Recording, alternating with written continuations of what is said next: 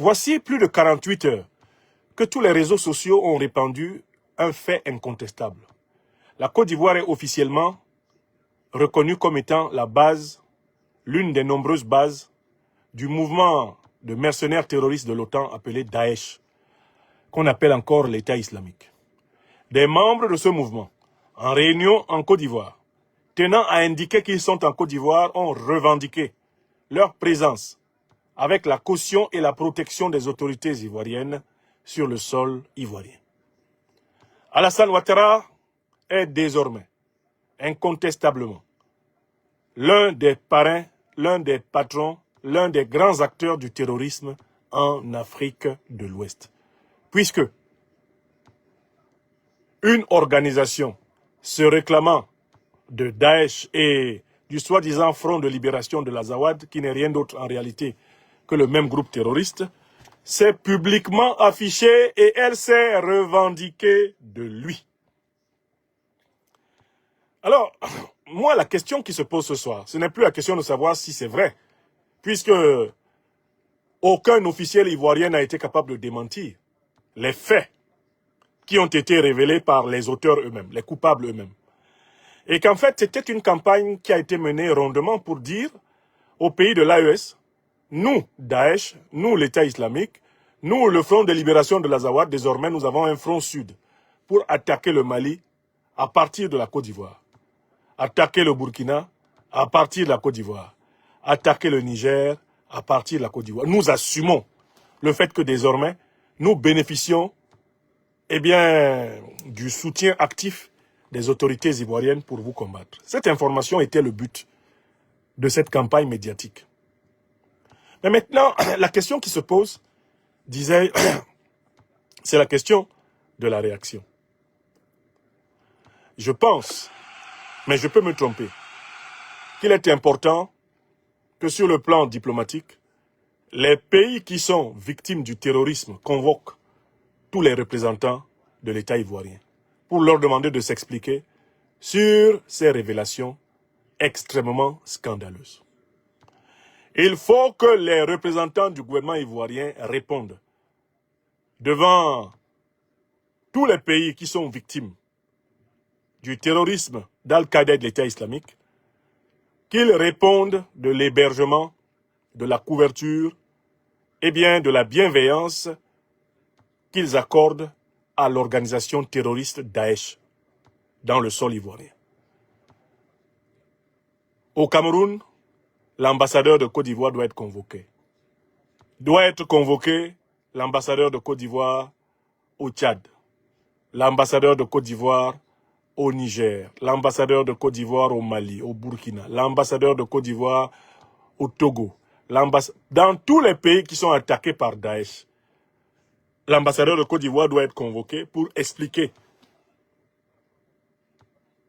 dans quel contexte la Côte d'Ivoire héberge désormais, sans sourciller, une antenne de l'organisation terroriste. À mon avis, c'est la moindre des choses, c'est la première des choses, quoi. Il faut que les ambassadeurs, là, soient appelés à s'expliquer. On ne peut pas être en train de lutter contre les terroristes au Mali, au Burkina Faso et au Niger. Vous avez un ambassadeur chez nous. Et puis chez vous, des terroristes disent que vous les hébergez. Et puis la vie continue. Non. À mon avis, il y a quelque chose à faire à ce niveau. Mais ce niveau-là ne dépend pas de ma responsabilité. Je ne peux ici que faire des suggestions. Le deuxième niveau est très clair. Tout le monde a bien compris qu'Alassane Dramane Ouattara et tout le dispositif qui est sous sa direction sont en réalité des terroristes. Et ce message ne doit plus être ambigu dans la tête des gens. Dans toute l'AES, maintenant, vous savez qu'Alassane Dramane Ouattara est un parrain et un acteur du terrorisme sous-régional. Et je me suis souvenu d'une information qui avait été relevée dans une enquête scientifique du journal The Conversation.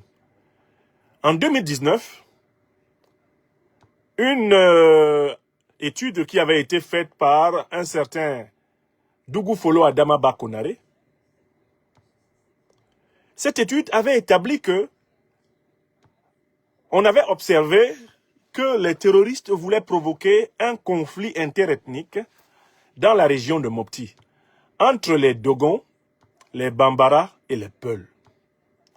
La méthode consistait pour les terroristes à se déguiser en Dogon pour attaquer les Peuls, afin que les Peuls se vengent contre tous les Dogons, à se déguiser en Peuls pour attaquer les Bambara, afin d'obtenir que les Bambara se vengeassent contre tous les Peuls, et parfois de se déguiser en Bambara pour attaquer les Peuls, afin que les Peuls se vengent sur tous les Bambara. C'était ça le mode opérationnel dans cette région de Mopti. Mais ce que Dougou Folo Adamaba, eh bien, Konaré, relevait dans cette étude remarquable publiée 2018-2019 dans The Conversation, c'est que chaque fois que les autorités maliennes ont pu mettre la main sur les véhicules qui étaient utilisés par les terroristes, tous avaient été immatriculés en Côte d'Ivoire. Tous les véhicules utilisés par les terroristes dans la région de Mopti, c'est-à-dire la zone où opère la bande d'Amadou Koufa, la fameuse Katiba Massina et consorts, tous les véhicules qui étaient détenus par les terroristes et qui ont été interceptés dans cette période par les forces armées maliennes, les intrépides FAMA, se sont avérés d'origine ivoirienne, immatriculés en Côte d'Ivoire. C'est-à-dire que c'est la Côte d'Ivoire qui a livré au groupe terroriste les véhicules avec lesquels ils opéraient en 2018 au Mali. Alors je voudrais dire, nous sommes en 2025, bientôt en 2026. C'est-à-dire que ça fait bientôt 10 ans que le régime d'Alassane Dramane Ouattara est directement impliqué dans la déstabilisation du Mali, directement impliqué dans la déstabilisation du Burkina, directement impliqué dans la déstabilisation, eh bien, du Niger, du Sahel et donc finalement de l'Afrique. Donc le régime de Ouattara pose désormais un problème géopolitique et géostratégique à l'ensemble des pays africains épris de souveraineté, de paix, de sécurité, de prospérité, de liberté. Et devant le silence des autorités ivoiriennes, après la révélation qu'elles hébergent les organisations terroristes de manière désormais officielle, face à ce silence, je pense qu'il faut rompre l'espèce de non-lieu, de non-dit, pour procéder aux opérations de libération du peuple de Côte d'Ivoire. C'est la responsabilité du peuple ivoirien, c'est la responsabilité de la résistance ivoirienne, mais puisqu'Alassane Ouattara se mêle de déstabiliser toute la sous-région, c'est aussi la responsabilité de toute la sous-région africaine, c'est la responsabilité de tous les Africains de débarrasser l'Afrique du régime criminel d'Alassane Dramane Ouattara. C'est ce que je voulais démontrer. L'Afrique nous donne un rendez-vous. Il sera assis à terre et puis on va nous donner. La chute d'Alassane Dramane Ouattara doit être un objectif géopolitique, géostratégique obligatoire pour l'Afrique en lutte. Il y a une croix spirituellement sur ce régime. Et je vous l'ai dit, Alassane Dramane Ouattara sera pris. Sa femme sera prise.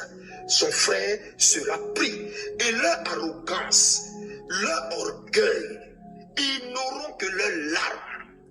Et leur humiliation va être totale. Leur humiliation va être totale. Mais ce que Dieu leur réserve, c'est incroyable. Je ne veux pas donner plus de détails.